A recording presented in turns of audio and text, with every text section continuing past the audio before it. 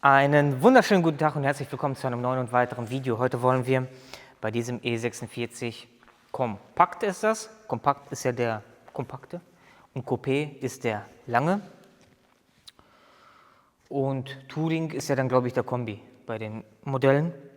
Hier wollen wir einmal bei dem Motor 1.8er, 1.8er, 316 Ti, 85 kW, Baujahr 2003, Benzinmotor. Bei dem wollen wir einmal die Feder hinten wechseln. Zu empfehlen ist es immer links und rechts zu wechseln. In dem Fall ist jetzt, glaube ich, die hinten rechts, die Seite kaputt oder hinten links, müssen wir gleich mal gucken. Und wir wollen die einmal austauschen. Ja, Kauflink unten in der Videobeschreibung.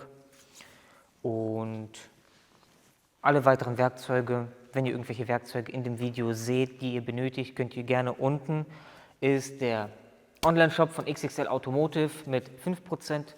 Ihr kriegt mit dem Rabattcode VITJAWOLF 5% auf die Werkzeuge. Und ich würde sagen, da gibt es eigentlich relativ wenig zu beachten, beziehungsweise was es zu beachten gibt, würde ich euch gerne zeigen. Und ich würde sagen, los geht's. Ja Leute, ganz kurze Einblendung. Und zwar, dieses Video wird gesponsert von XXL Automotive. Das ist ein Werkzeug-Online-Shop, hat auch zwei eigene Hausmarken. Vielleicht habt ihr die ein oder andere schon mal gesehen, Reptool und Stahlmax. Ja, wir arbeiten schon des Längerem zusammen.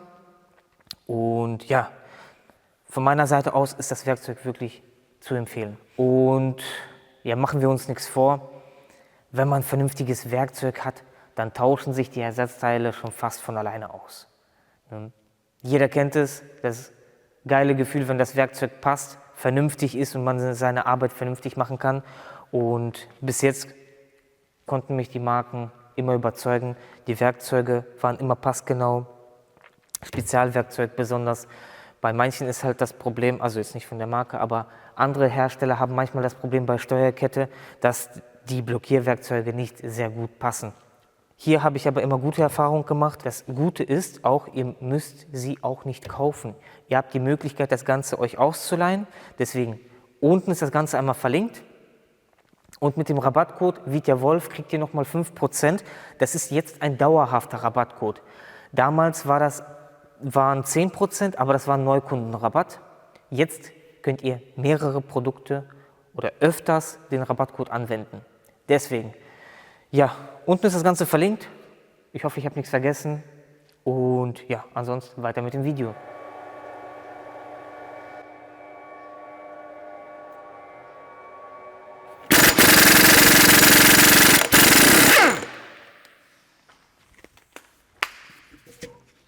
Und zwar folgendes: Wenn ihr das auf dem Boden macht, dann müsst ihr hier irgendwas drunter stellen. Holzklotz, wie auch immer, oder an der Bremsscheibe quasi. Weil zum Lösen, wir lösen das Ganze, dann schießt das Ganze natürlich erstmal schlagartig runter. Deswegen irgendwas hier anlehnen, dran machen, weil wir müssen das einmal lösen, dann springt das ein Stück runter und dann müssen wir das Ganze nochmal weiter runterziehen, damit wir die Feder rausbekommen. Mit einer 18er Nuss. Zack. Dann haben wir das Ganze einmal ab, senken das Ganze einmal.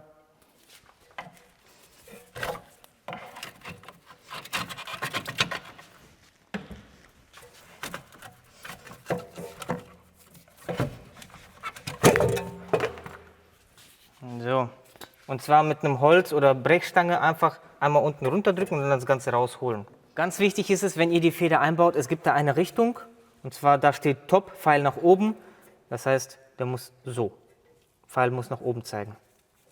Und dann muss der erst hier rein,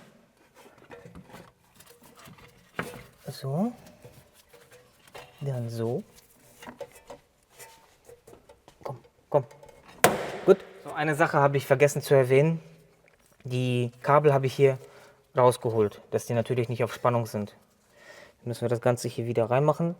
Das ist von dem ABS-Sensor und von der Verschleißanzeige.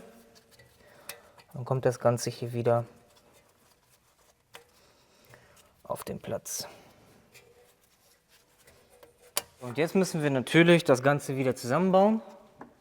Und das bedeutet, den wieder hochdrücken. Und zwar weiter hochdrücken, als er sonst war. Warum? Weil wir das Ganze ja festziehen. Er ist jetzt gerade im losen Zustand. Er geht nachher runter, dann geht er hoch und das Ganze verdreht sich ein bisschen. Deswegen höher machen, als es sein soll. Circa auf die gleiche Höhe. Also erst die Schraube ansetzen und dann mit der Schraube ein bisschen weiter hoch.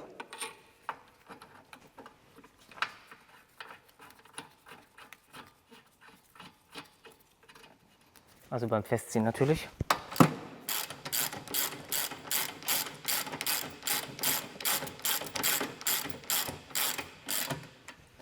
So, und dann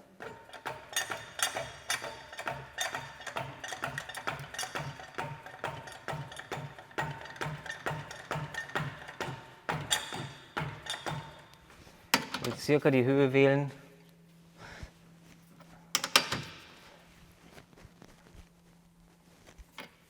So.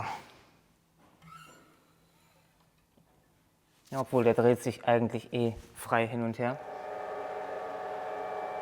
Ja Leute, und so kann das Ganze dann einmal aussehen, wenn man bei dem E46 die Feder hinten wechseln möchte.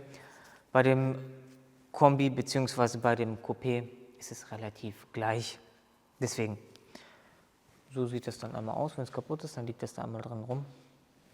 Ja, ansonsten, ja natürlich zu empfehlen, beide Seiten zu machen, zu empfehlen, anschließend eine Achsvermessung zu machen. Deswegen prüft eventuell auch vorher, wenn ihr vorhabt, die Achsvermessung oder das Fahrzeug in die Achsvermessung abzugeben, dass die Schrauben natürlich hinten, die Einstellschrauben natürlich auch gängig sind. Sonst spart man sich da sehr viel Zeit und Geld, sonst bringt man den dahin. Es ist eh nicht einstellbar und dann hat man es quasi für umsonst gemacht. Beziehungsweise die bei der Achsvermessung nehmen schon Geld dafür, weil die es vermessen haben, aber sie können es dann nicht einstellen.